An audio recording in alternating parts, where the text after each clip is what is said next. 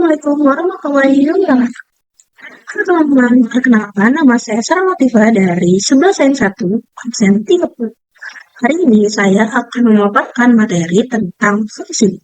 Yang mana fungsi sangat sering didengar di pelajaran matematika nih teman-teman. Fungsi terbagi menjadi tiga, yaitu fungsi surjektif, injektif, serta bijektif. Kedengarannya sih rumit ya teman-teman, apalagi kalau kita hanya membaca tentang definisinya saja. Tapi tenang saja, saya kali ini akan menjelaskan dengan santai dan memberikan contoh di kehidupan sehari-hari agar kita sama-sama paham. Sebelum kita masuk ke macam-macam fungsi, kita perlu tahu dulu nih teman-teman, apa sih fungsi itu?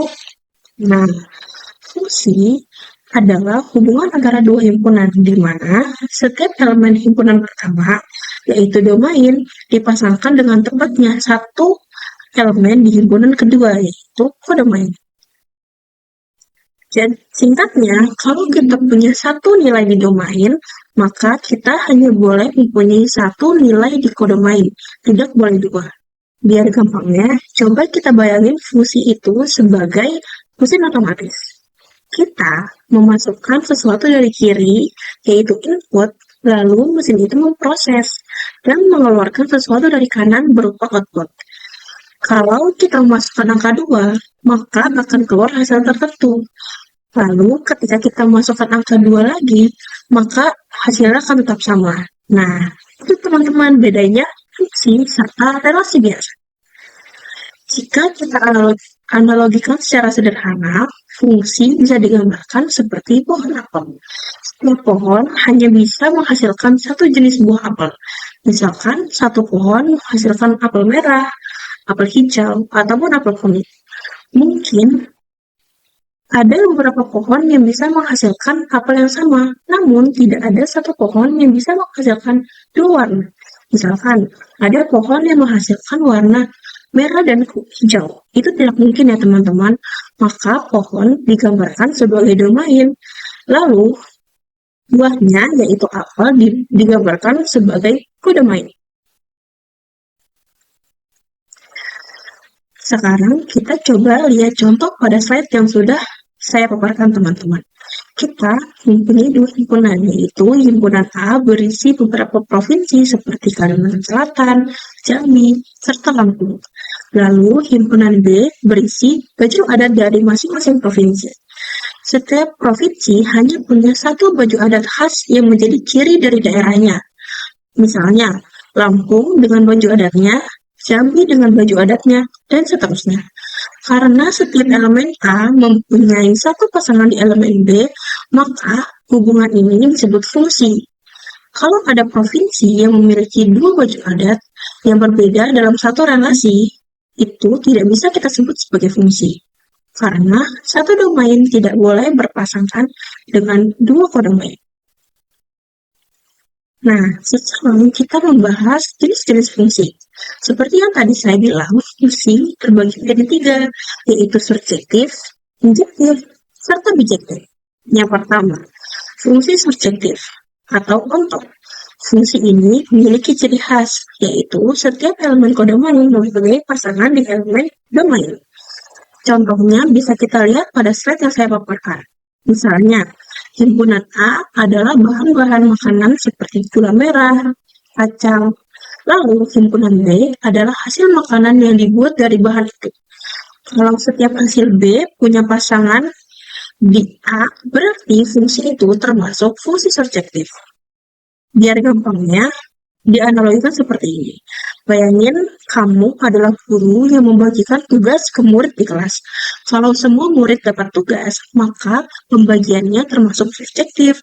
Tapi kalau misalkan murid tidak ada salah satu murid yang tidak mendapatkan tugas, maka itu tidak bisa kita sebut sebagai fungsi subjektif. Lalu, kita lanjut ke yang kedua, yaitu fungsi injektif atau satu-satu. Fungsi injektif memiliki ciri khas, yaitu tidak ada dua elemen domain yang punya pasangan yang sama di kodomain.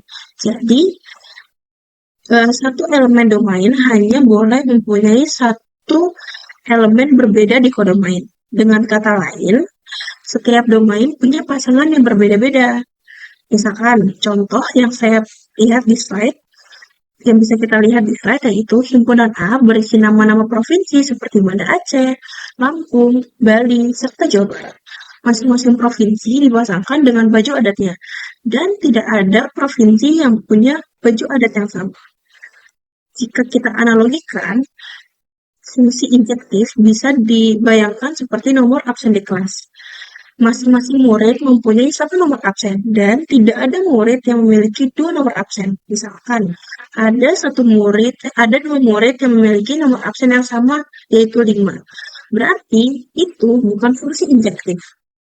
Lalu kita geser ke fungsi terakhir yaitu fungsi bijektif atau korespondensi satu-satu.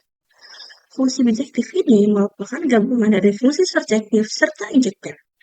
Artinya, setiap elemen di domain punya pasangan yang unik di kodomain, dan setiap elemen kodomain juga punya pasangan di domain.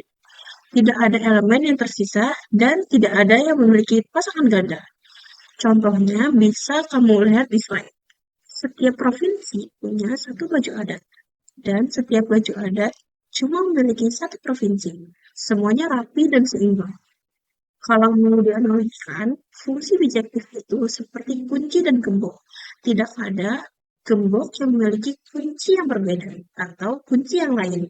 Gembok hanya bisa dibuka dengan kuncinya saja. Pas banget kan? Itu adalah gambaran fungsi bijektif. Nah, biar kita tambah paham, coba kalian jawab kuis yang saya perlihatkan di slide tersebut ya. Saya bantu nih.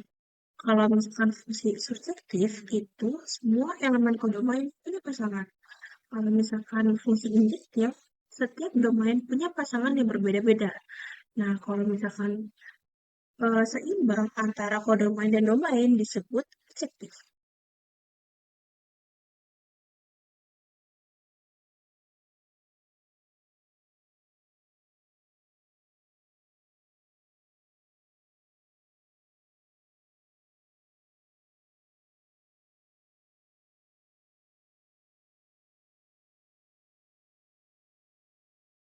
Nah, gimana nih teman-teman? Apakah udah benar jawabannya?